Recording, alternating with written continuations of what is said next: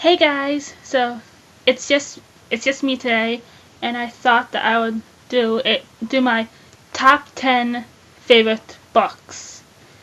I just thought it would be cool if I told you guys the books that I think are my top 10 that I've loved and are my favorite. Which, while making this list, it was really hard to narrow down my top 10 because I love every single book that I read, and it's really hard for me to actually say that I didn't like a book, because most of the time I will like it. But it was really hard for me to narrow down the top 10, and from there it was hard to put those 10 books in a specific order because I love them all, and it was really hard for me to just put them in any type of order. So we're gonna start, and okay, before I start, I won't say any spoilers just in case any of you haven't read any of these books yet. So we'll start with book number 10, and that is, for me, the Mediator series by Meg Cabot. The reason these books are in my top 10 because first, number one, these books were the first YA books that I've read. I read these back in middle school, I believe.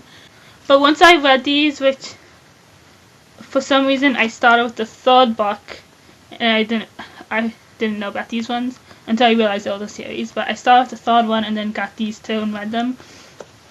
But I instantly fell in love with these books because it's just something new. It's about ghosts and the girl who can see them and falls in love with them, and they just hold a special place in my heart because of that, purely for that reason. And I will always come back to the series. I will always think about it. Anyway, that's number 10, the Mediator series by Meg Cabot. Number 9 is, I think most of you will know this trilogy, is the Legend trilogy by Marie Lu. This is about the second dystopian trilogy that I read after the Hunger Games. Yeah, it was second around there, and they're really interesting and they're really a good read. It's told from alternating perspectives, and I loved both of those perspectives. And the storyline is great, and so is the romance in it, and it's really action-packed, and it really reads like it's a movie already. So I really enjoyed it, and that's why it's in my top 10 list. That's number 9, the Legend trilogy by Marie Lu. Number 8 is the Hunger Games trilogy by Suzanne Collins. And of course, this is on my favorites list at number 8 because it's one of the very first dystopian books that I read, and they're just fantastic. Everything about these books are the love story, the characters, you fall in love with all of them and you cry with them, and they're amazing books, and they're even more amazing movies. I always love this trilogy. Number 7 is a relatively new series for me, but I only have the first 3 books. Let's see if I can pick this up, and it's the Tiger's Curse series by Colleen Hooke. There's a first book, Tiger's Destiny, that I will be getting for Christmas, and there's a novella, Tiger's Promise, and then there's a 5th book, Tiger's Dream. I read this first book and I instantly fell in love with it because it's Tiger, and tigers have really grown to become my favorite. And I just really grew to love the fantasy elements in this, and the love story is just so beautiful and so well told. And the characters are amazing and beautifully written, and forever one of my favorite books. Plus, these has got to be one of the most heaviest books I have on my shelf. I can barely hold them because you can see they keep going down. So I can't even hold them in one hand. My hand's gonna start hurting soon. So, anyway, this is the Tiger's Cross series by Colleen Houck. Number 6 in the countdown is another well-known, famous series, and it's the Mortal Instruments series by Cassandra Clare. And this series is so good, and they're so big I can't hold them. Anyway, funny thing is, I read this series and the Hunger Games trilogy like around the same time. Well, actually, my sister and I, we got the City of Bones and the Hunger Games, and we flipped forward to see which one we'll read first. And I read City of Bones first, and she read the Hunger Games first, and then we switched, and then we got the rest of the series. And again, amazing, well thought out original series that I've read, and it's just, the world is so expansive and drawing and interesting, and you connect with these characters and you fall in love with them, and during these 6 books you become part of their lives and you don't want to come out of it. So this is the Mortal Instruments series by Cassandra Clare. You all know that anyways. We're into the top 5 books now, and the fifth books are the Across the Universe trilogy by Beth Revis. A new trilogy I started reading, and I think dystopian books have become one of my favorites to read because this one's dystopian, sci-fi, space, and I absolutely loved it. I loved the whole idea of the space going to a new planet thing, and it's full with mystery, and yes, there's romance in it, but it's mostly about the journey and the mystery, sci-fi-ness. I thoroughly enjoyed this trilogy, and it's one of my favorites, the Across the Universe trilogy by Beth Revis. 4th book on the list is very dear books to my heart. It was one of the books that I read after Twilight, I believe, and it's the Fallen series by Lauren Kate. And this has probably got to be one of the most romantic and beautifulness, is that a word? Love stories I've ever read. It's just so inspiring, and it's so, you laugh, you cry, you fall in love with the characters, and it's truly, like, when I think of beautiful love stories, this one is one of the ones I think of.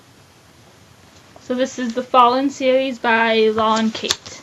And number 3 is the Delirium trilogy by Lauren Oliver, which it's such an amazing and intricate, I think I'm saying amazing way too much, but that's why I think of all these books anyway. So it's just so intricate and interesting, the world she's created here, with that love is a disease and what it does when you take that away. And it's really beautifully written. This trilogy is amazing. So this is the Delirium trilogy by Lauren Oliver. Number 2 and number 1 was really hard for me to narrow down and pinpoint which one was where, because they were really close, and it was just really heartbreaking for me to try to put these 2 in a spot, because I really didn't know how to put them. But I chose at number 2. It's the House of Night series by PC and Kristen Cast. I'll just hold them up one time, because there's a lot of them. There's 12 in all. Yeah.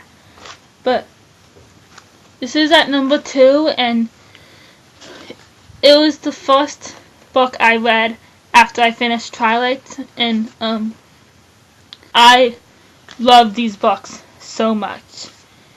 And I'm now fully involved in the characters and the story, and it gets really dark towards the end, and pretty scary. And now I just want to know how it ends, because The last book, Redeemed, just came out in October, but I have not read it yet. No spoilers, please.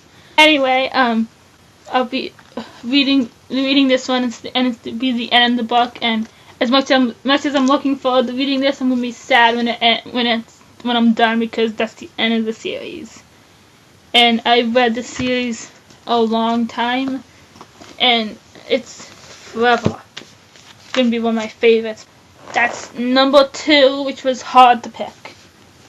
Number 1, which again it's pretty much tied with the last one, is the Vampire Academy series by Rochelle Mead. And I think the reason these books are tied with the House of Night books is because I got these two along with the first 2 books in the House of Night series. So the series was amazing, and it's not just about vampires and feeding on people and drinking blood, but it's about, above all, I think these books are about friendship and Rose and Lissa's bond, and which is just so incredible because you don't see that very often. Most of the time it's just about the boy and the girl, but it does have forbidden romance, which I'm just a sucker for.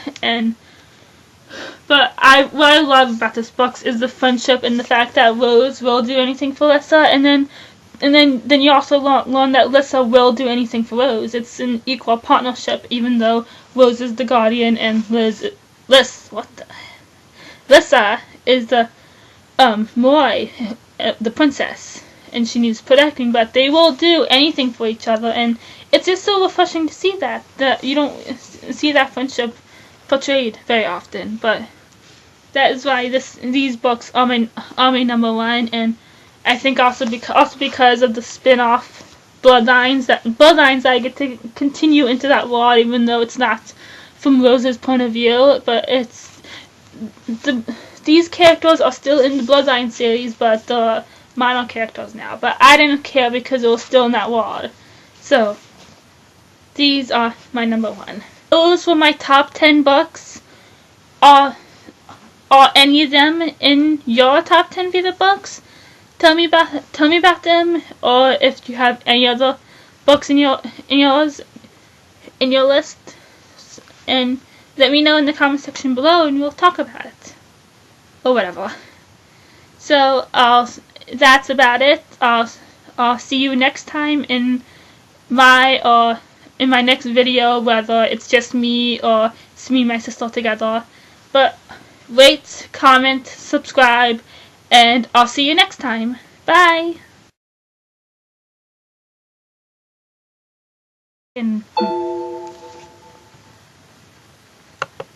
Sorry about that. Anyway, just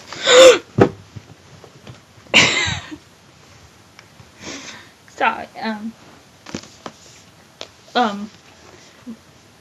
Forget what I was gonna say. Because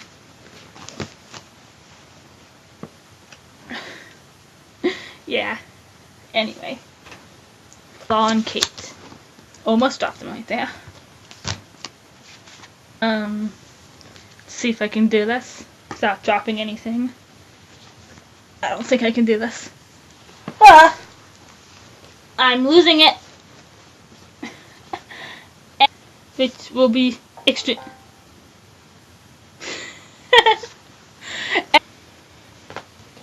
Hold on, some of these books are so heavy. Above all, sorry, my voice is doing something freaky. Anyway, I'm dropping books all over the place.